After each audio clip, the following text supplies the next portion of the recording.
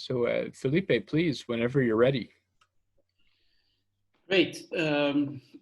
So, well, first of all, it's an honor to be here in the summer school presenting the things that I like to do. And so let's start. So basically, I will talk about this relation between sign uncertainty and sphere packing bounds, the LP bounds for sphere packing. And the way I like to see it is it's like this tug of war between a function wanting to be positive in some parts and negative in some other parts. And usually for the couple, the man is always accusing the girlfriend to be always super positive. Not always, there is all exceptions, but in my marriage, it's like this. I'm always the negative guy, and my wife is always the positive one. And the promise here is that I will try to give you the idea that these problems are very mysterious, very hard, but also very exciting. Okay, that's the promise for this talk. Okay, so let's start. So I don't want to get into much details for mathematical details. I will try to plot as many graphs as I can and use as many colors I can. So let's start by a simple definition. So if you have a function defining RD, then you can say that this function is eventually non-negative, and short for that would be just ENN. If for a sufficiently large vector x, the function is greater or equal than 0. So that means that outside a big ball, the function is greater or equal than 0.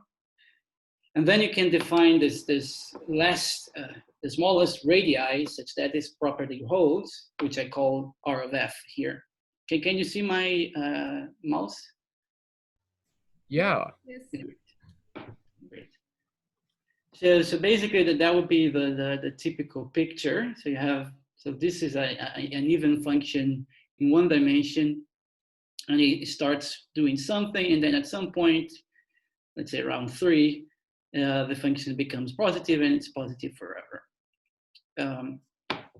So this would be the kind of functions we'll be interested. And then the important class here is this A plus of D class. So let me go through that. So you have functions which f and f hat both are 1. F hat being its Fourier transform normalized in the way we always like with the 2 pi I. And they are both even, so to guarantee that both are real valued. And then both have non-positive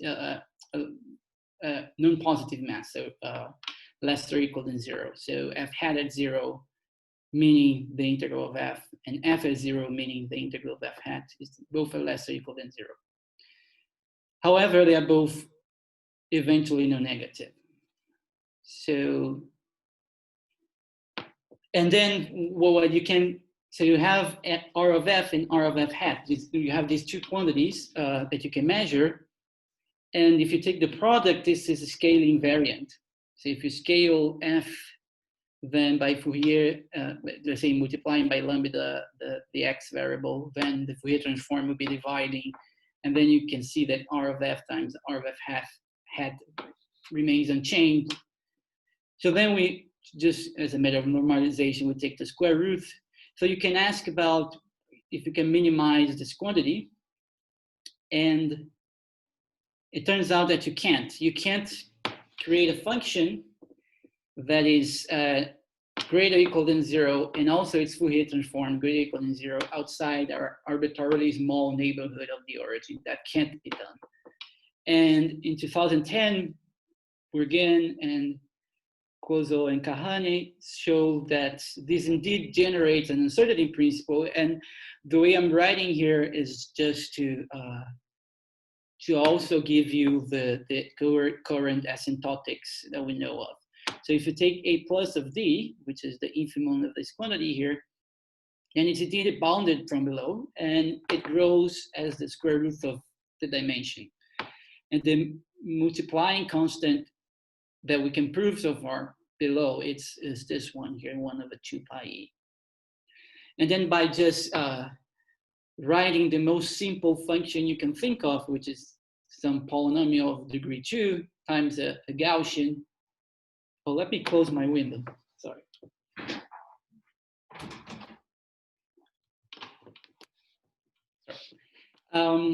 Then, so if you do that, then you can come up with this upper bound.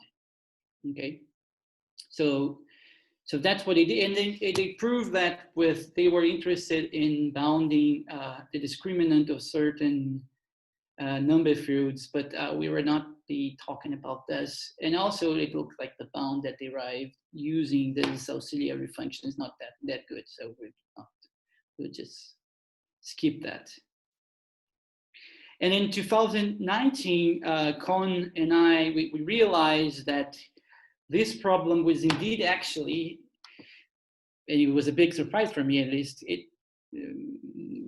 at the moment it was, but not so much right now, that it was connected with this linear programming bound for sphere packing.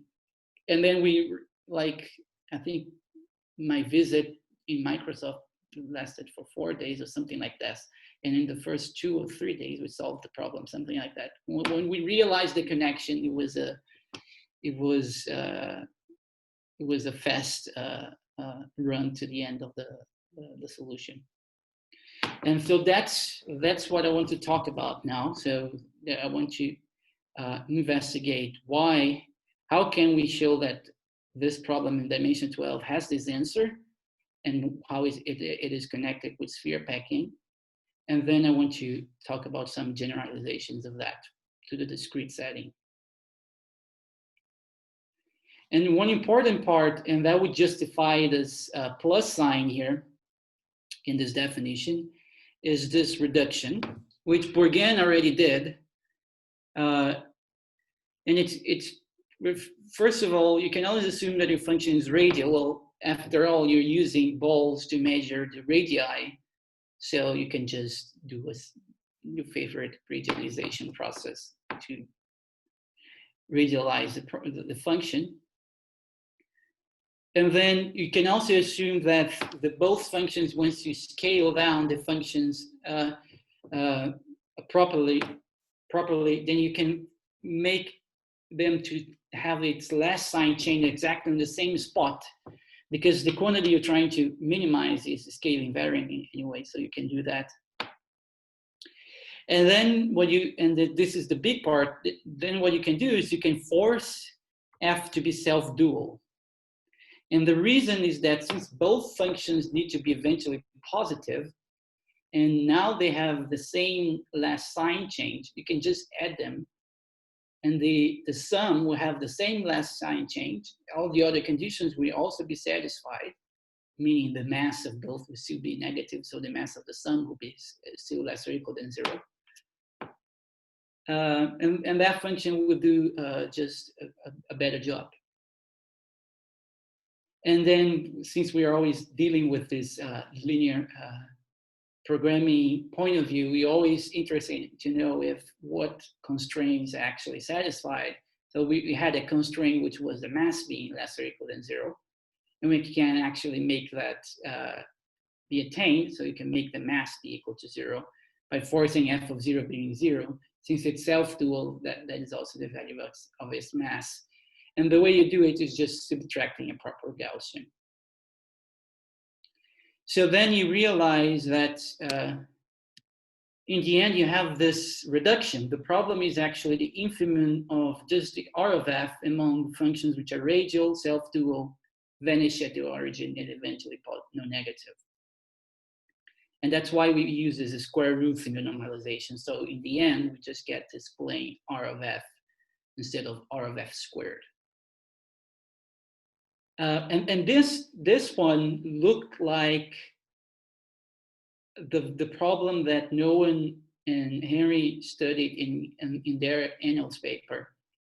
Instead, that in there, they had a version which was for anti-dual, let's say, functions where f hat of f was equal to minus f. So we will see that connection in a moment.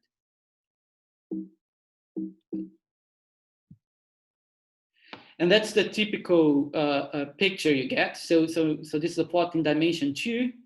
So this is a radial function in dimension 2. And then you can simply write the simplest thing you can do is a polynomial times the Gaussian. And if you know a little bit about Laguerre polynomials and how they operate with the Fourier transform, you can make sure that the function is self-dual by choosing only even Laguerre polynomials with even indexes. And then you make the proper combination here, and that's one combination. And this function is self-dual, and its last sign change is exactly that number there, which is not pretty good for dimension 2, but I just want to say that it's actually easy to write functions in these spaces. So the natural question is, okay, since this is related with the minus one, this simplification here really looks like the minus the problem that Henry and Nolan studied. So can we make that problem come from another uncertainty principle? And the answer is yes. And this is the minus one uncertainty principle that now we call. So again, you have f and f hat both evenly real valued. The mass of the function is less equal to 0, but then you put this minus sign here because you're really in your head, you're thinking f equals minus f hat or f hat equals minus f. So you want to model that. So if f is eventually, so the third condition, for instance, if f is eventually non-negative, then you have to ask that minus f hat is eventually non-negative. And then if you just put the minus sign in the correct places, you can just copy my previous slide and put the minus signs and you get a new uncertainty principle. So that's how you define in a similar way the minus one quantity. And what we showed is that indeed we have an uncertainty principle, and this is directly connected with the linear programming bounds. And you get here the same lower and upper bounds, more or less. It's the same numbers as before for the multiplying constants, 1 over square root of 2 pi e. And the upper bound is slightly better because you can, since we have the Kabajanski-Levenstein bounds for sphere packing, and also since we know that we can transfer functions from the sphere to the linear programming bounds, and you can actually come up with a better bound, and this comes directly from the Kabajanski-Levenstein bounds, okay? Which I'm just wave-handing here how you should do it, but it's not that hard. So nowadays, that's what we call plus or minus one uncertainty principles. So an uncertainty principle historically should be an inequality.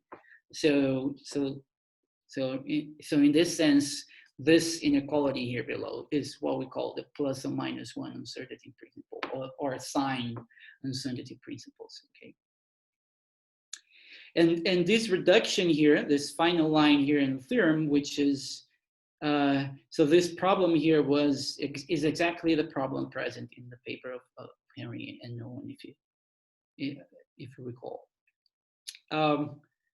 And the way you reduce it to this one is a bit trickier than the other one. Then you can just subtract things and add a Gaussian, etc. It's a bit more complicated, but it's reasonable, it's doable. Okay. And by the way, any questions so far?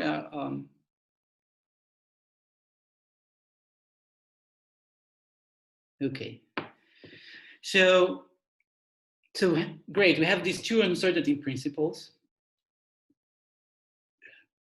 What can we say more about them before I get to the connections with packing? So what we know so far in in a sense, this is all comprised in this slide. What we know about these extremal functions is that, first of all, we know that there is always one extremal function, and you can always do the standard reduction. So you can assume it's radial, self-dual, or anti-dual, and vanish at the origin. And you can also show that it has infinitely many roots after the last sign change. So the function needs to have infinitely many double roots, let's say, after the sign change. We don't know anything about their location. In dimension 1, you know that it has to vanish, for instance, for the -1 problem, it has to vanish at the integers because of the Poisson summation. But for the +1, we don't know that either. The roots could be accumulated in a point, which is kind of weird. We can't rule out that. While for the higher dimensional ones, we can rule out that. But basically, that's what we know, that the function has to have infinitely many double roots, and there is an extremal one. Okay, so now we get in the world of sphere packing. So how can we connect these things with sphere packing? The connection is actually very simple, but requires some historical background. So let's talk about packing. We'll be talking about packing this whole summer school. So basically, you want to find the best configuration of spheres in the space, that they don't overlap, and they all have the same size, equal spheres. And we know that the honeycomb is the best in dimension 2. We know the cannonball packing, the obvious way of packing stuff in 3 dimensions, is the best one. And in 2016, Marina showed that the E8, and then I think 1 week after, the Leech lattice is of the best for dimension 8 and 24, with a great connection, using modular forms to construct these special functions. And so that's something we know, so I can skip more or less. And so how can we show this 8 and 24 dimensional cases? How can we show that indeed these lattices provide the best configuration for the center of the spheres? And that's coming from the linear programming bound. And the way I'm writing here is a bit different. Maybe it's not the best way if you want to do numerics, but it's the best way conceptually, so as to link this bounds with the ±1 uncertainty principles. So what are the linear programming bounds in this version? Basically, it starts the same as the other classes, f and f hat radial. We know that in the other ones we can always assume they are radial in real valued. But then here you normalize the mass. Both have to have mass 1. And f has to be positive definite, so it means that the Fourier transform is greater or equal than 0 always. But then you require that f is eventually non-negative. So the profile is as you have f at the origin being 1, and it does something, and then becomes less or equal than 0, and then it goes, oh, this is a typo. It should be eventually non, right here. Eventually non-positive, because the function has to become negative. Sorry about that. So the profile is the following. F starts at the origin at 1, it decays, or it does something, and then at some point outside a certain ball becomes less or equal than 0, and then stays less or equal than 0. While f hat is just 1 at the origin and greater or equal than 0 everywhere. Okay. So within this class, you try to minimize R of f, which is the point where a function becomes less or equal than 0. Okay. So what they show that if delta D is the density of the densest packing in dimension D, the largest packing density, then that's less or equal than a certain quantity that actually depends only on the power of this RF that you're trying to minimize. So you have this nice relation. And so what Henry and Nolan did was they ran numerics for that using linear programming. And then they realized that in dimension 2, 8, and 24, the numerics were really close to the honeycomb, the E8, and the leech lattice. And so there was a big question for several years, well, how can we construct these functions? It looks like they exist in these particular dimensions.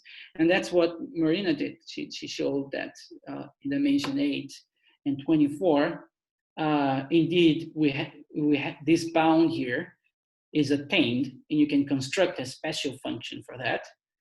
And in this version that I'm presenting, this means that this ALP quantity in dimension 8 is root 2, and in dimension 24 is root 4.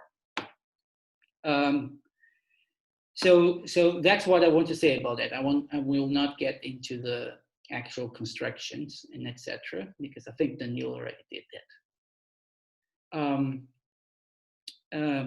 So basically, that was the business. If you just have to guess what this ALPD has to be, and then you have to come up with a function that satisfies that. So by just a first glance, you can see, well, maybe there is some connection. The connection is actually pretty simple. If you take a function f in the ALP function space, and then you just do f hat minus f, that belongs to A minus of the uncertainty principal class with the minus sign. And that is something that, again, Henry and Owen already realized. So by this thing, you can see that the R of f here in this left-hand side is actually greater or equal than R of f from this guy here. So then you show this inequality. So the ALP is always greater or equal than the minus 1 uncertainty principal. And in fact, if you do the numerics, what the original approach without SDP was with this forced double roots numerical method that they used, which is very like straightforward to implement. And then I use it all the time. So if you do that, what you're actually doing in the middle of the thing is you actually first computing this minus 1 function, and then you numerically you are creating the inverse map. You're computing the minus 1, and then you're going back and then computing a candidate for the ALP. So numerically, the bounds for ALP and the bounds for the minus 1 uncertainty principal are exactly the same, because to create ALP functions, you first create, using this forced double roots procedure, is exactly this. So you have strong numerical evidence that they should be the same, although it's not clear at all how you can, from a function in the A minus, construct a function in the ALP. And also, if you go through Marina's proof, the minus 1 construction, at least in my point of view, looks a bit simpler than the plus 1 function. So it would be nice to have a abstract proof that you only need to construct the minus 1 in some way. And then the plus comes from some abstract nonsense.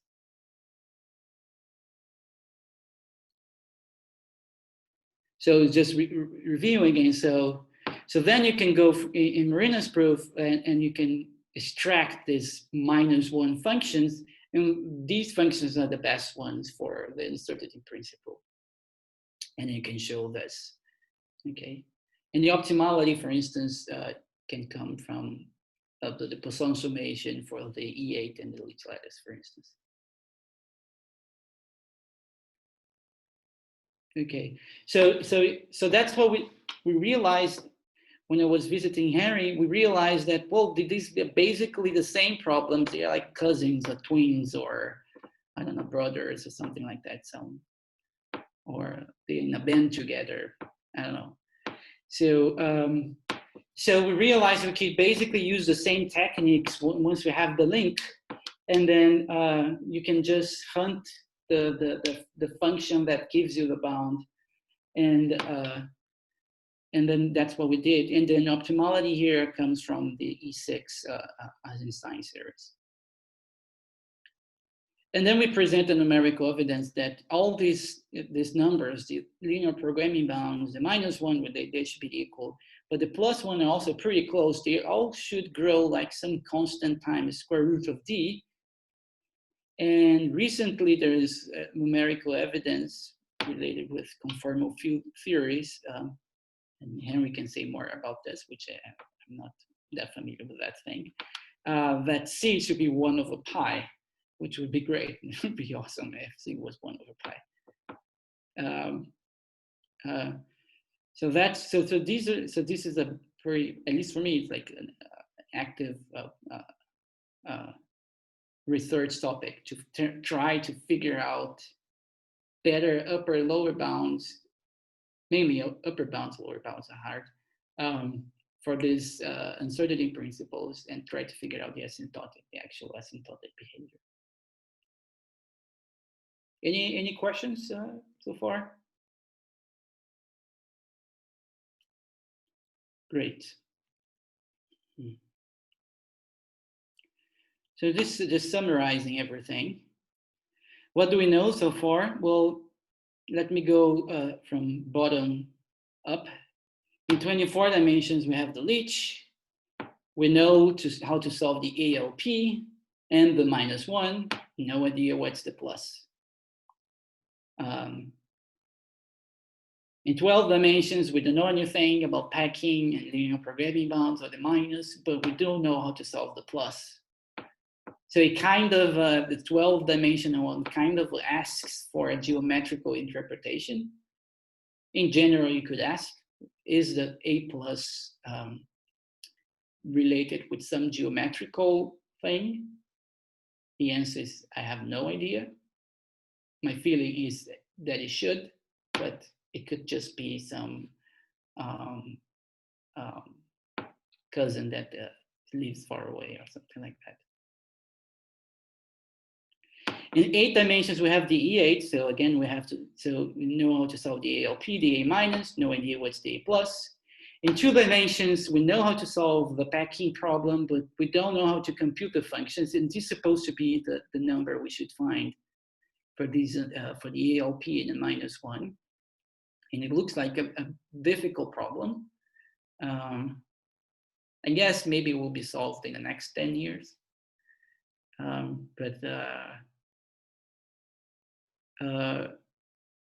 But it looks like looks difficult. In dimension 1, which is the dimension we always skip, which I never skip at least, the best packing, it's obviously the integers. And so ALP should be 1, A minus should be 1 if you do the calculations. But the A plus in dimension 1 should be simple if it's connected to some geometrical problem, but it's kind of a weird, and the rest of the talk I will try to convince you that this problem is quite mysterious, and learning things about how to solve this problem can help you maybe to solve find the function in 2 dimensions, or new ways to come up with these special functions. So that's my goal now. And for that, I have to just mention what we did. So in March this year, we put a paper in arXiv, which you can check it out. It's 40 pages long. It's supposed to be 50, but we put it to 40. It's long. It's not because it's complex or it has too many inequalities and intricate connections. No, it's because as we have several applications, and to describe them all, it took some pages. So what we did, we realized that there is a general version of these uncertainty principles, we realized that we really don't need the Fourier transform for anything other than the bounds it satisfies. So we only needed the Hausdorff-Young inequalities for the Fourier transforms to make the things work. So in the end, whenever you have something like that, you can try to come up with an uncertainty principle. And then that's what we did, and it worked out nicely. So we developed this new uncertainty principle, which the statement is quite complicated if you go to our paper. But basically, you can just forget the statement and just go to the applications if you wish. So we have an uncertainty principle now for spherical harmonic Jacobi polynomials, which is connected to spherical designs in quadrature. So if you try to optimize these things in the sphere or using Gegenbauer polynomials or Jacobi polynomials, it turns out that it starts producing a bunch of quadratures which are not coming from designs and not coming from configurations on the sphere, but they are very weird, and I don't know why they are there, but it looks like that the optima in this case is quite weird as well. But I won't have time to talk about that. So you can do also for Fourier series, Bessel series. So basically what we here realize that you can actually do an uncertainty principle. You have a function which is eventually non-negative, and then you write that function, express that function in a basis, and then you ask for the coefficients in that basis to be eventually non-negative. And that will produce an uncertainty principle as well. So it's like in the Fourier space, it's discrete somehow. So then we can do also for the discrete Fourier transform and for the discrete Hankel transform. We also have one for the Hamming cube when you expand your function in monomials. And then you can also make one for the Hankel the continuous Hankel transform, Hilbert transform, so Hilbert type transform, or other smooth convolution kernels. So we have this bunch of applications. That's why the paper is quite long. And what I want to focus, which will make the link with the continuous one-dimensional problem, the plus one uncertainty principle in dimension one, I want to make the link with that. And for that, I want to talk about the discrete Fourier transform, because in a sense, the discrete case should be approximated a continuous case, and that's what I want to do. So this is the Fourier transform, the discrete Fourier transform. So, and we want a clear definition, what's the center. So we want the zero. So that's why we're taking Q odd, okay? So then we can say F hat at zero in a very trivial way.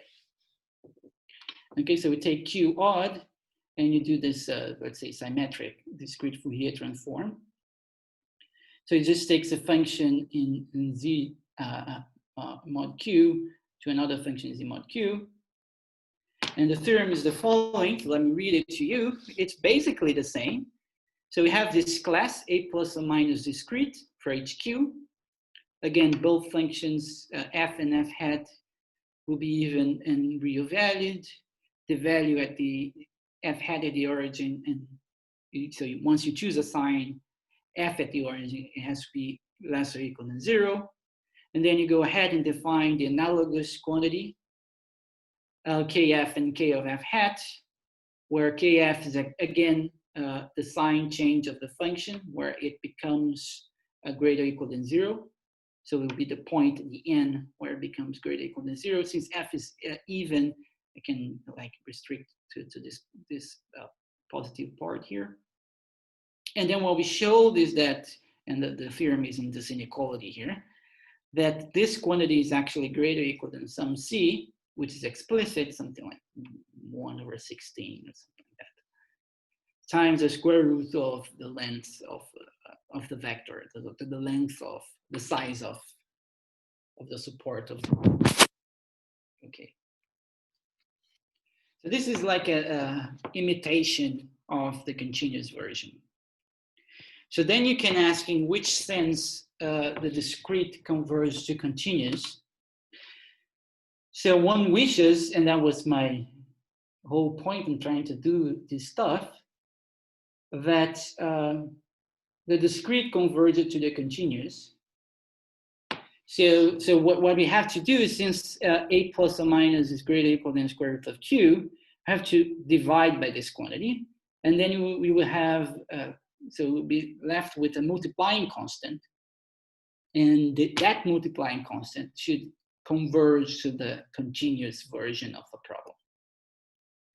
So you normalize it, and then that thing should converge to the plus or minus one uncertainty principles in dimension one. That's the way it should be.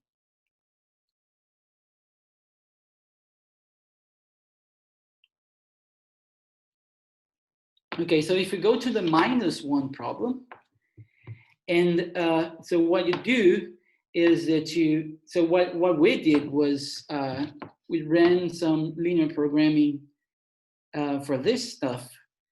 So what I used Gurobi for that, because I needed high precision for, and I needed things to be fast as well for the +1, not so much for the -1. So what you can do is just can solve this problem, which is simple to write linear programming routine. You need to, basically you need to select, well, the sign change of the function is going to be k, and test if it's feasible. If it is, then you say, well, let's test k-1 and see if it's feasible, and so on until you stop, and that's the k we compute. So that would give you the quantity a minus discrete for a given q. So if you do for the -1, you divide by square root for q, you see the things approximating 1, which is the answer in dimension 1, with a continuous one. And you can also, since you have a vector, you can just plot that vector. So for instance, you can use a spline interpolation, or you can just maybe compute its Fourier transform and plot VF functions. And you can just substitute the discrete variable for a continuous one and plot the sums of cosines that you end up with. Both are terrible because you will see lots of wiggling. So somehow you have to smooth it out by some kernel. If we're using splines or the sum of cosines, in here it's used the sum of cosines. So I had to use the Jackson kernel to smooth it out so it becomes something nice. So in solid here, you see the numerical computation, the function for it is converging, and the dashed is the best known optimal, the best match it could make for the -1 problem. The problem with the -1 continuous version is that there are several optimizers. There are infinitely many optimizers, different. So you can even like do then convex combinations of them. So there is like actually like a manifold of infinite dimension of optimizers. So you have to choose one to compare the graph, and that was the best fit I could do, which was coming from the hat function minus its Fourier transform, or the other way around. It doesn't look a good fit, but maybe when Q gets large enough, then it will become better. But let me go to the +1. For the +1, when we did the same thing, and for the +1, we don't have anything to compare with because we don't know the answer, but it looks like that it's converging to 1 divided by twice square root of twice the golden ratio. And it'll be clear why I'm writing this number as this one, that you can obviously simplify this number to something else. So if you plot the function, you see this monster showing up. And it looks like, so it starts with a nice bump, and then it flats into something around 1, and then there is like a monster coming from the depth, the deep, I don't know. And then it looks like it wants to vanish between 2 and 3, but you can't be sure. And then you have another bump, and then it looks like it wants to vanish again. And you have a bunch of other bumps here, but you can't really trust the other bumps, right? They're far away. So that's the function we are looking for. So that's the first, it's like taking, and this for me, it's like taking a picture of a black hole. You see this fog image of what the object should look like. And it's kind of amazing how one can construct a function like this. And again, Henry and David, when I visit Henry again and Microsoft, David was there, and well, I mainly just was observing. They did some numerical STPs, and it wasn't converging that well, but we got more or less the same picture, which was a monster from the coming from the ocean like this. So I could try to imagine if one can construct a function like this with some bumps, but it looks like this wiggles here are present, and it would be weird to have some wiggles like this. But anyway, it could be very far away from the true optimal, so maybe the true optimal is just a nice bump that goes like that. No one knows. And to plot this function took some time, and to compute it also took some time. So in all these problems, we have this issue that it's not converging well, and when it converges, it's very, very slowly. So to get a very good picture, it should put something like K, maybe, oh, this little Q here, sorry, to be clear, this little Q here is basically half of this guy here, this big Q here. So, so the big Q there was something around 10,000, and to get a better plot, I would say you need to put something around 100,000, which will be very hard to do. Any questions here?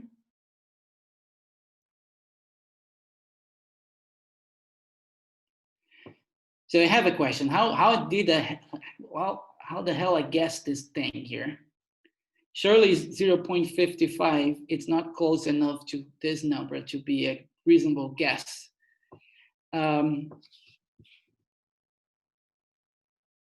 So the reason why is that, well, if you try to plot the function that for each Q, you get the best optimal sign change point, which I call it K. If you plot this function, you see that it looks like a stairway. It's constant, equal to some K1 at some point. So I'm plotting the A plus or minus discrete function here. And then it jumps, and it becomes constant, it jumps, and so on. Okay.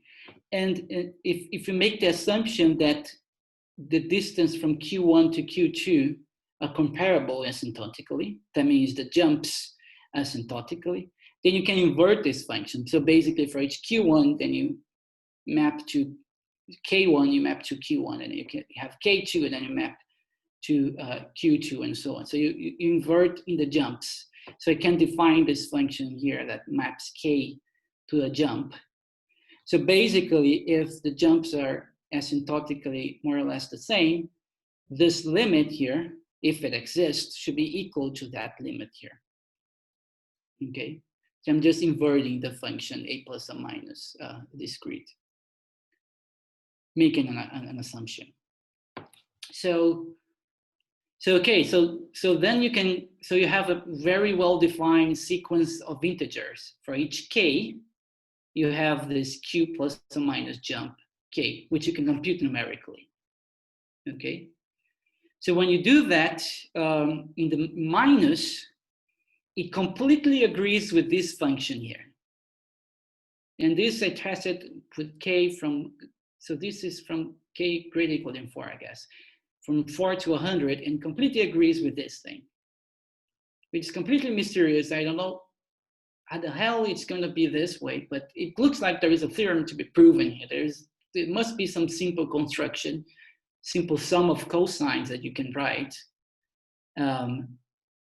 or a simple vector, let's say, for the discrete Fourier transform that you can write. Then you can see obviously that gives these numbers somehow. And if you do for the +1 jump function, and you so these guys, again, these guys are always odd because I'm selecting them to be odd. So if you do this thing here, and this matches exactly with K-1 squared times the golden ratio. And the way I figure out that is by Googling it. So I Google it, and then I went to the online encyclopedia of integer sequences, and you have that sequence there. So it was a complete luck. I mean, And then it matches the first 5 terms. And if you compare for the other terms, it's pretty close. It only misses by 1 or 2, and then starts missing by more and more. But then you can do some data to see what's going on. And this is some data. So if you define UK to be this sequence here, and VK, the numerical computation, okay, then what you can do is, so let's look to the, let's say, the yellow one. They should be the same. So if UK divided by VK should be around 1. So if you go ahead and do VK divided by UK minus 1, take the absolute value and multiply by K, you see that it looks like something that wants to converge to 1. Regardless, it looks like it wants to be bounded, which means that indeed the ratio is converging to 1. If you're off by 1, so you do VK divided by UK plus 1, then the graph even looks better. It wants to decay to 1. So again, it looks like it's converging. So it looks like that VK is converging to, it's approximately UK plus an error of 1 over K. And if you're off by 2, again, you go up, but then it wants to decay. So that will be the green part here. So it really looks like that these ones, UK over VK wants to be 1. And this purple magenta one is just testing that jump condition that I mentioned here, that the jump should be more or less the same asymptotically. So if you go numerically and you plot the ratio, take the difference to 1 and multiply by K, it looks like it wants to converge to 2, which is even better. So it looks like that the jumps really are like close asymptotically. So that assumption was okay. So really this limit should be the limit of this inverse here that we're doing, the jump functions. In one more graph, so VK should behave quadratically. And if you want to guess the leading coefficient of that quadratic, basically what you do is that thing here, you take VK minus 1, divide by 2, divide by K. So that should be converging to the leading coefficient, which should be the golden ratio. So you subtract the golden ratio and you multiply by K to 1.5, and it looks like that wants to be bounded. And this is something, this line here is something about 7.7, something like that. So indeed, it looks like that this function here behaves quadratically, and the leading coefficient is the golden ratio, which is another reason why this looks like, so another reason why I believe,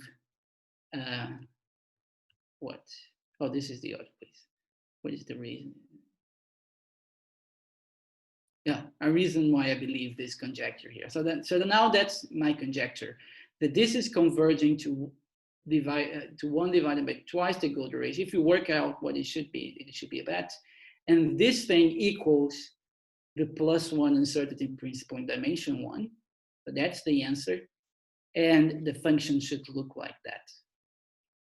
Okay, so I have 1 minute now, or is it already passed?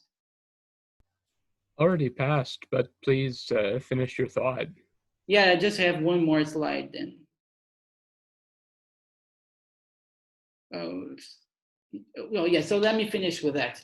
So basically, that's our conjecture now, so I think I delivered my promise that these problems are really mysterious and complicated, but very exciting to be working on that, and it's been a pleasure to participate in this semester. And I will stop here. Well, thanks for a great talk, Felipe.